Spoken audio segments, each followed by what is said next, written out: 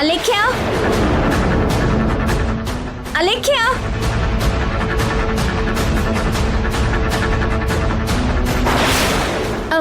ಅಣ್ಣ ಒಂದ್ ನಿಮಿಷ. ಈ ಹುಡುಗಿನ ಎಲ್ಲಾದ್ರೂ ನೋಡಿದ್ರಾ? ನೋಡ್ಲಿಲ್ಲಮ್ಮ. ಅಲೇಖ್ಯ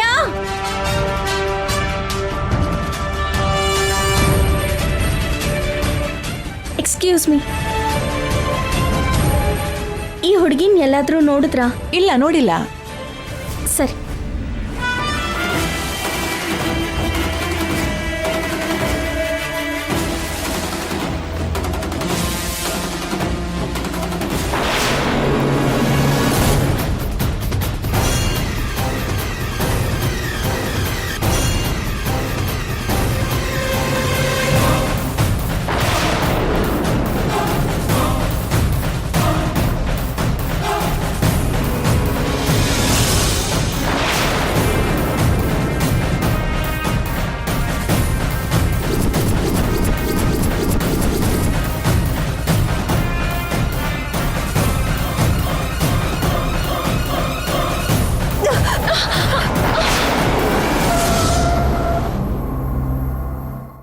ಅಷ್ಟಕ್ಕೂ ಏನ್ ಮಾಡ್ತಿದ್ಯಾ ಅಂತ ನಿನಗಾದ್ರೂ ಗೊತ್ತಾ? ಯಾಕೆ ಮನೆಯಿಂದ ಬಂದೆ? ಇನ್ನ ನಿಮ್ಮ ಮನೇಲಿ ಇರೋದಕ್ಕಾಗಲ್ಲ ಅಕ್ಕ. ನಿಮ್ಮ ಮನೇಲೇ ಅಲ್ಲ, ಈ ಲೋಕದಲ್ಲೇ ಇರೋಕ್ಕಾಗಲ್ಲ. ಇಲ್ಲಿವರೆಗೂ ನೀನು ನನಗೋಸ್ಕರ ಮಾಡಿರೋದು ಸಾಕು. ನನ್ನ ದಾರಿಲಿ ನನ್ನನ್ನು ಬಿಟ್ಬಿಡು ಅಕ್ಕ. ಹುಚ್ಚುಚ್ಚಾಗಿ ಮಾತಾಡ್ಬೇಡ. ಸಮಸ್ಯೆಗೆ ಸಾವು ಪರಿಹಾರ ಅಲ್ಲ ಅಲ್ವಾ? ಏನ್ ನಡೀತು ಅಂತ ತಪ್ಪು ಎಲ್ಲಿ ನಡೀತು, ಯಾರಿಂದ ನಡೀತು ಅಂತ ತಿಳ್ಕೊಳ್ಳೋದು ನಿನ್ ಸಮಸ್ಯೆಗೆ ಪರಿಹಾರ. ಹೀಗ್ ಮನೆ ಬಿಟ್ಟು ಬರೋದಲ್ಲ. ಹೀಗ್ ಬಂದ್ರು, ಸಾಯ್ಬೇಕು ಅಂತ ನಿರ್ಧಾರ ತಗೊಂಡ್ರು ಜನರು ನಿನ್ ಬಗ್ಗೆ ತಪ್ಪಾಗಿ ಅನ್ಕೊಂಡಿರೋದೇ ನಿಜ ಆಗತ್ತೆ. ಅಂತ ಅವಕಾಶನ ಕೊಡಬಾರ್ದು ಅಲ್ವಾ? ನೀನ್ ತಗೋಬಾರ್ದಿರೋ ನಿರ್ಧಾರನ ತಗೊಂಡ್ರೆ ನಿನಗೇನಾದ್ರೂ ಆದ್ರೆ ನಿನ್ ತಾಯಿಗೆ ನಾನೇನು ಉತ್ತರ ಕೊಡ್ಬೇಕು? ತಪ್ಪು ನನ್ನ ಪರವಾಗಿದ್ದಾಗ ಉತ್ತರ ನೀನು ಕೊಡಬೇಕಾಗಿರೋ ಅಗತ್ಯ ಇರಲ್ಲ ಅಕ್ಕ ಅಂತ ನೀನ್ ಅನ್ಕೊಂಡ್ರೆ ಸರಿ ಹೋಗಲ್ಲ. ಮೊದಲು ನಾವು ಮನೆಗೆ ಹೋಗೋಣ ಬಾ. ಇಂಥ ಪರಿಸ್ಥಿತಿಲಿ ನಾನು ಬರೋದಕ್ಕಾಗಲ್ಲ. ಎಲ್ರಿಗೂ ನನ್ನ ಮುಖ ತೋರ್ಸೋದಕ್ಕಾಗಲ್ಲ. ಎಲ್ರ ಹತ್ರ ಬಯಸ್ಕೊಳ್ಳೋದಕ್ಕಾಗಲ್ಲ. ಇನ್ನೇನು ಮಾತಾಡ್ಬೇಡ, ನನ್ ಜೊತೆ ಬಾ. ಎಲ್ರ ಮುಂದೆ ಬಗೆಹರಿಸಬೇಕಾಗಿರೋ ವಿಷಯ ತುಂಬಾ ಇದೆ. ನಾನ್ ನನ್ನ ಅತ್ತೆಗೆ ಉತ್ತರ ಕೊಡ್ಬೇಕು ಅಂದ್ರೆ ನೀನ್ ನನ್ನ ಜೊತೆ ಬರ್ಬೇಕು. ನಿನಗೆ ಅನ್ಯಾಯ ಆಗ್ಬಾರ್ದು. ಬಾ ಲೇಖ್ಯ. ಬೇಡ ಬೇಡ ಅಕ್ಕ. ಅಕ್ಕನ ಮೇಲೆ ನಿಂಗೆ ಗೌರವ ಇದ್ರೆ ನನ್ನ ಜೊತೆ ಬಾ. ಬಾ.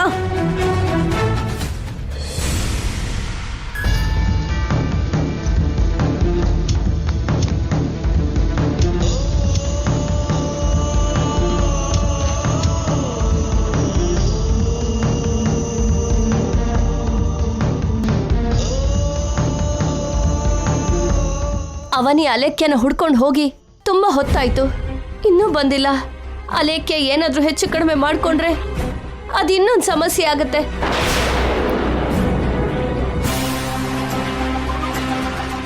ತಗೊಳ್ಳಿ, ಬಾ ನಡಿ. ಅಕ್ಕ, ನನ್ನ ಪಾಡಿಗೆ ನಾನು ಎಲ್ಲೋ ಹೊರಟೋಗ್ತಿದ್ದೆ. ನನ್ನ ಮತ್ತೆ ಅನಾವಶ್ಯಕವಾಗಿ ಕರ್ಕೊಂಡು ಬಂದೆ. ದಯವಿಟ್ಟು ಇಂಥ ಮಾತುಗಳನ್ನ ಮಾತಾಡ್ಬೇಡ. ಬಾ ಹೋಗೋಣ. ಬಾ.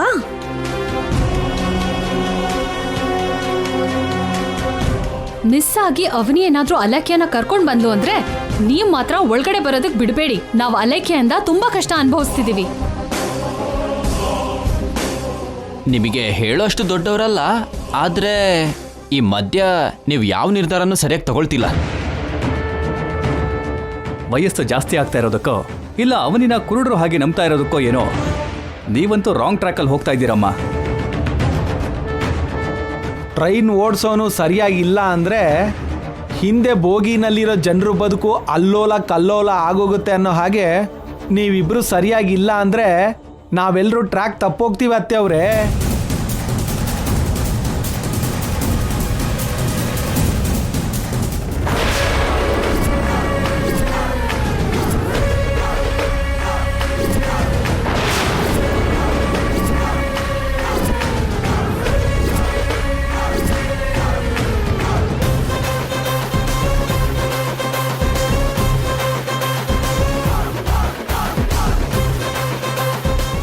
ಹೋದವಳನ್ನ ಅವಳ ದಾರಿಲೇ ಹೋಗೋದಕ್ ಬಿಡೋದ್ ಬಿಟ್ಟು ಮತ್ತೆ ಎಲ್ಲಿಗೆ ಯಾಕೆ ಕರ್ಕೊಂಡ್ ಬಂದೆ?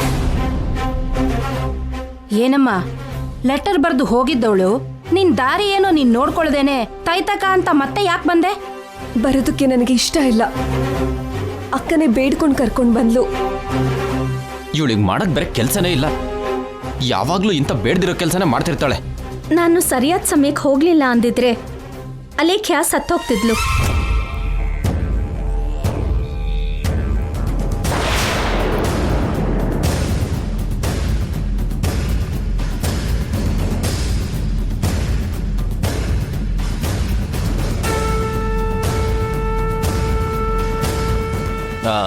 ಸತ್ರೆ ಸಾಯ್ತಿದ್ಲು. ಹೊರಗಡೆ ಹೋಗಿರೋ ವ್ಯಕ್ತಿ ಜೊತೆ ನಮಗೇನು ಸಂಬಂಧ? ಮಾನವೀಯತೆ ಇಲ್ದೇನೆ ಮಾತಾಡ್ಬೇಡ ಅಣ್ಣ. ಮಾನವೀಯತೆ ಅಂತ ಊರಲ್ಲಿರೋ ಸಮಸ್ಯೆನೆಲ್ಲ ತಂದು ನೀನು ನಿನ್ನ ಹೆಂಡತಿ ನಮ್ಮ ತಲೆ ಮೇಲೆ ಹಾಕ್ತಾ ಇದ್ದೀರಾ. ಇದಕ್ಕೆ ನಾನು ಬರಲ್ಲ ಅಂತಂದೆ. ಇವಾಗ್ಲಾದ್ರೂ ನಿಜ ಹೇಳಿದ್ಲಾ? ಇಲ್ಲ ಅತ್ತೆ. ನಿನ್ ತಾಯಿ ಹೇಗಾದೆ?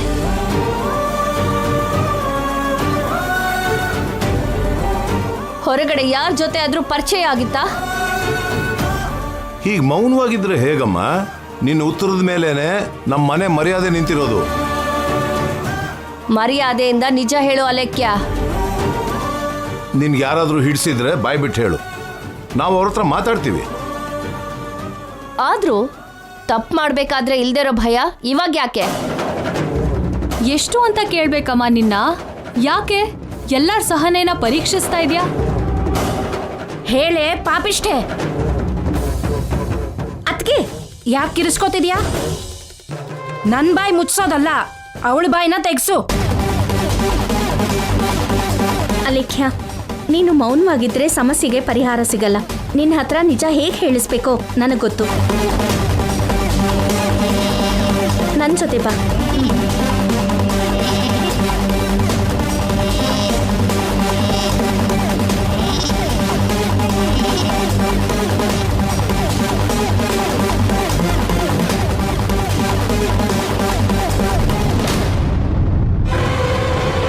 ಅಮ್ನೋರ್ ಮಹಿಮೆ ಬಗ್ಗೆ ಸಿರಿಪುರದ ಊರಲ್ಲಿ ಮದ್ವೆ ಮಂಟಪದ ಹತ್ರ ನೀನು ಕಣ್ಣಾರೆ ನೋಡಿದ್ಯಾ.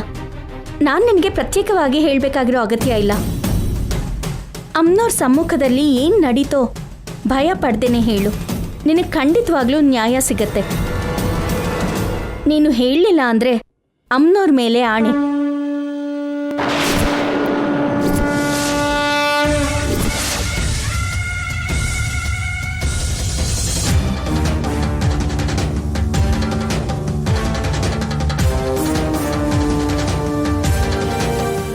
ನೀನು ಅಮ್ಮೋರ್ ಮೇಲೆ ಆಣೆ ಅಂತ ಅಂದಮೇಲೆ ಹೇಳ್ದೇನೆ ಇರೋದಕ್ಕಾಗಲ್ಲ. ಹೇಳ್ತೀನಕ್ಕ. ನಾನು ಪ್ರೆಗ್ನೆಂಟ್ ಹೇಗಾದ್ನೋ ನನಗೆ ನಿಜವಾಗ್ಲೂ ಗೊತ್ತಿಲ್ಲ. ನನಗೆ ಪ್ರತಿದಿನ ಸ್ಲೀಪಿಂಗ್ ಪಿಲ್ಸ್ ತಗೊಂಡು ನಿದ್ರೆ ಮಾಡೋದು ಅಭ್ಯಾಸ.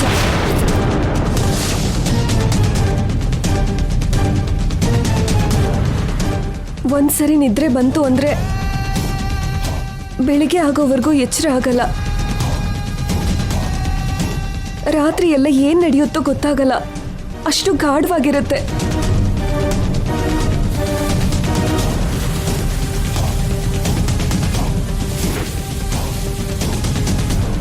ಈ ಮಧ್ಯೆ ಒಂದ್ಸರಿ ಶ್ರೀಕರ್ ಅವ್ರ ಜೊತೆ ಹಾಸ್ಪಿಟಲ್ ಕೆಲಸದ ಮೇಲೆ ಹೊರಗಡೆ ಹೋಗಿ ರಾತ್ರಿ ಎಲ್ಲ ಅವ್ರ ಜೊತೆ ಇದ್ಬಿಟ್ಟೆ.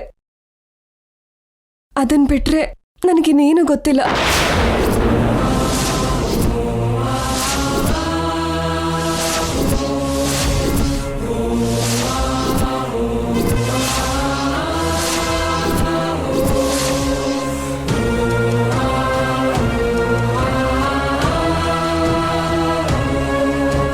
ಅಂದ್ರೆ ಶ್ರೀಕರಿಂದ ನೀನು ಪ್ರೆಗ್ನೆಂಟ್ ಆದೆ ಅಂತಿದ್ಯಾ? ಅಷ್ಟೇ ಅಲ್ವಾ ಮತ್ತೆ? ಬುದ್ಧಿ ಇದ್ದೇ ಮಾತಾಡ್ತಾ ಇದ್ದೀರಾ? ನಿನ್ ಅಲೇಖ್ಯ ಅಂತಿರೋ ಮಾತುಗಳೇ ಅಲ್ವಾ?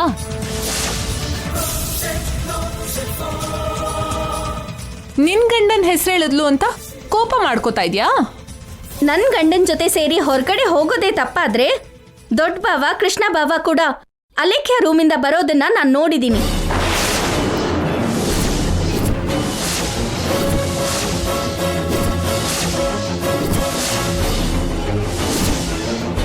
ಅವರನ್ನ ನಾನು ಅನುಮಾನಿಸ್ಬೋದಾ?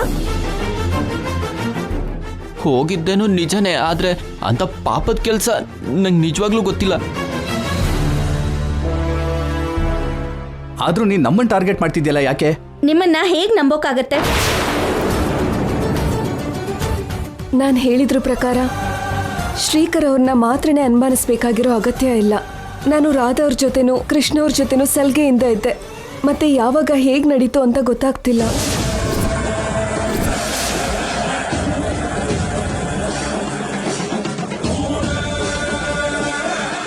ಎಲ್ಲಾರ ಹೆಸರು ಹೇಳ್ತಿರೋ ಹಾಗಿದೆ.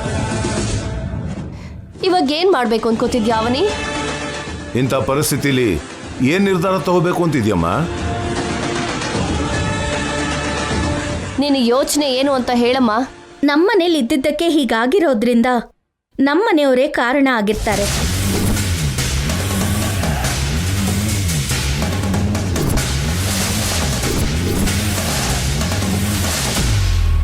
ಅಲೇಖ್ಯಾನ ತಾಯಿ ಮಾಡಿದ್ಯಾರೋ ನಾನ್ ಕಂಡು ಹಿಡಿತೀನಿ.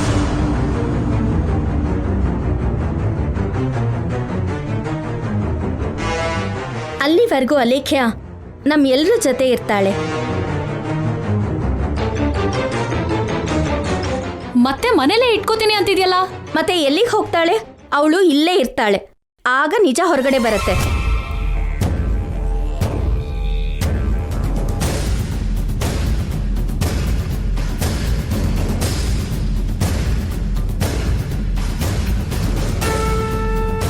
ಅಲೇಖ್ಯ, ನೀನ್ ರೂಮಿಗೆ ಹೋಗಿ ರೆಸ್ಟ್ ತಗೋ.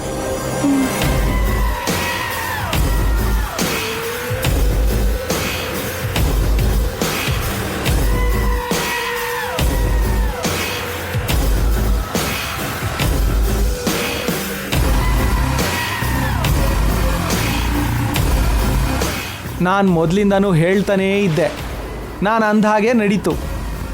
ಅಲೇಖ್ಯ ತಾಯಿ ಆಗೋದಕ್ಕೆ ಈ ಮೂವರು ಬಾಮ ಇದರಲ್ಲಿ ಯಾರೋ ಒಬ್ರು ಆಗಿರ್ತಾರೆ.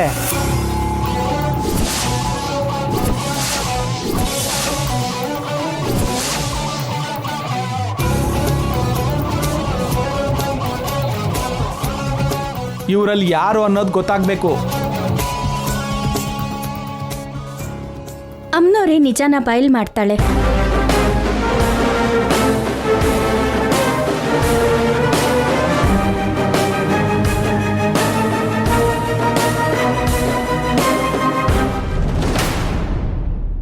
ಏನ್ ನಡೀತಿದೆ ನಮ್ಮ ಮನೇಲಿ?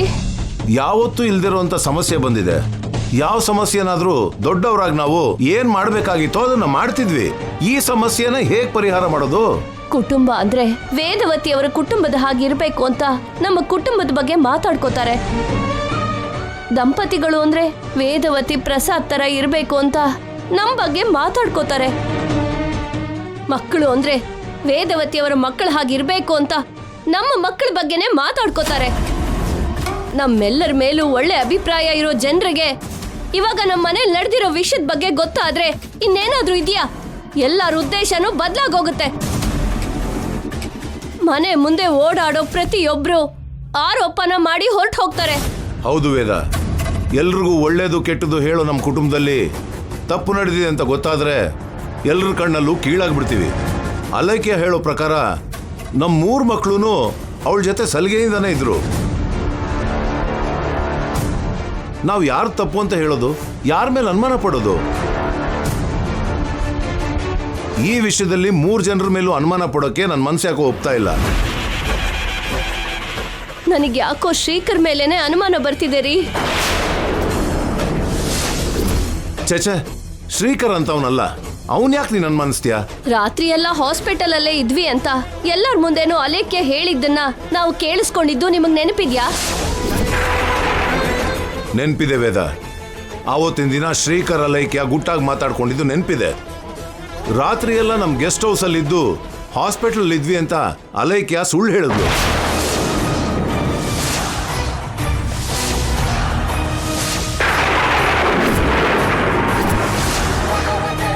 ಆ ವಿಷಯದ ಬಗ್ಗೆ ಅವರು ಹೇಳಲಿಲ್ಲ, ನಮಗೂ ಹೇಳೋದಕ್ಕಾಗ್ತಿಲ್ಲ. ಅದಕ್ಕೆ ನಾನು ಶ್ರೀಕರ್ ಮೇಲೆ ಅನುಮಾನ ಪಡ್ತಿರೋದು. ಈ ವಿಷಯ ಅವನಿಗೆ ಗೊತ್ತಾದ್ರೆ ಮಾತ್ರ ಅವನಿ ಪ್ರಾಣ ಹೊರಟೋಗುತ್ತೆ. ಅವನಿ ಪ್ರಾಣ ಹೊರಟೋಗುತ್ತೆ. ಅವನಿ ಪ್ರಾಣ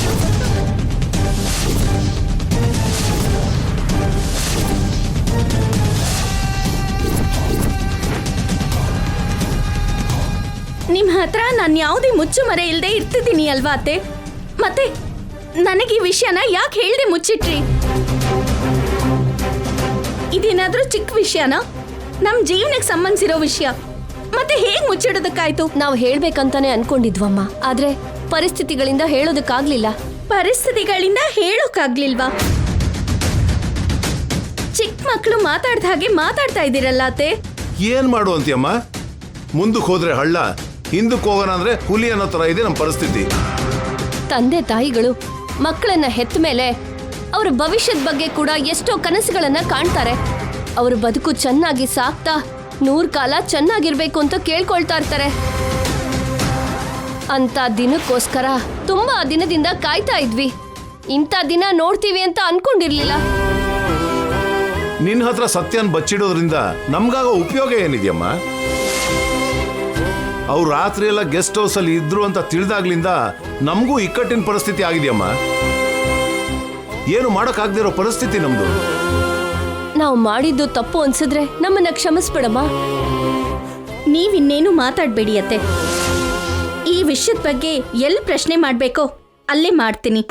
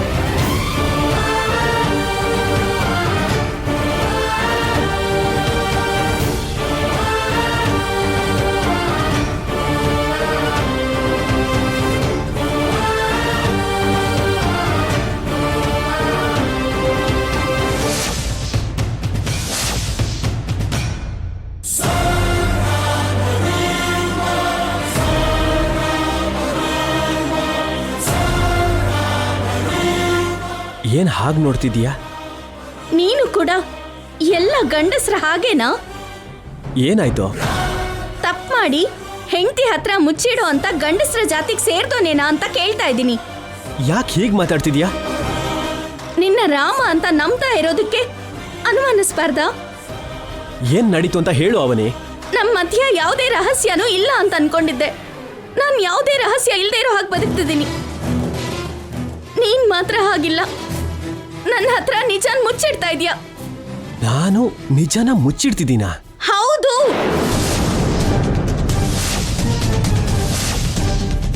ಹೌದು, ನಿಜಾನ ಮುಚ್ಚಿಡ್ತಾ ನನಗ್ ಮೋಸ ಮಾಡ್ತಿದ್ಯಾ. ನಾನೇನ್ ಮೋಸ ಮಾಡ್ತಿದ್ದೀನಿ? ಒಂದಿನ ರಾತ್ರಿ ಎಲ್ಲ ಹಾಸ್ಪಿಟಲ್ ಅಲ್ಲಿ ಉಳ್ಕೊಂಡಿದ್ವಿ ಅಂತ ನಮ್ಮೆಲ್ಲರ ಮುಂದೆ ಸುಳ್ಳು ಹೇಳಿದ್ರಿ. ಅವತ್ ರಾತ್ರಿ ನೀವಿದ್ದಿದ್ದು ಎಲ್ಲಿ? ಅವತ್ ರಾತ್ರಿ ನೀನು ಅಲೇಖ್ಯ ಎಲ್ಲಿದ್ರಿ? ನಾನ್ ಹೇಳ? ನಮ್ ಗೆಸ್ಟ್ ಹೌಸ್ ಅಲ್ಲಿದ್ರಿ.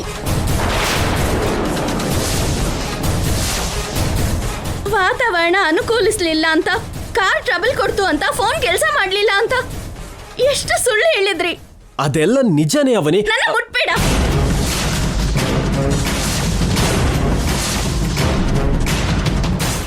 ನನ್ನ ಮುಟ್ಟಬೇಡ. ಅವತ್ ರಾತ್ರಿ ನಾನು ನಿನ್ಗೋಸ್ಕರ ಹುಚ್ಚಿ ತರ ಕಾಯ್ತಾ ಇದ್ದೆ. ನಿನಗೇನಾಯ್ತು ಅಂತ ಭಯ ಪಟ್ಟಿದ್ದೆ. ನೀವು ಮಾತ್ರ ತುಂಬಾ ಸುಲಭವಾಗಿ ನನ್ನ ಹತ್ರನೇ ಸುಳ್ಳು ಹೇಳಿದ್ರಿ. ನಿಜ ಹೇಳ್ದೆ ಇರೋದು ನನ್ ತಪ್ಪೆ, ಆದ್ರೆ ನಿನಗೆ ಮೋಸ ಮಾಡ್ಬೇಕು ಅಂತಲ್ಲ. ನಿಜ ಹೇಳ್ದೆ ಇರೋದು ನನ್ ತಪ್ಪೆ, ಆದ್ರೆ ನಿನ್ ಹತ್ರ ಸುಳ್ಳು ಹೇಳ್ಬೇಕು ಅಂತಲ್ಲ. ಮತ್ ಯಾಕೆ ಹೇಳಲಿಲ್ಲ?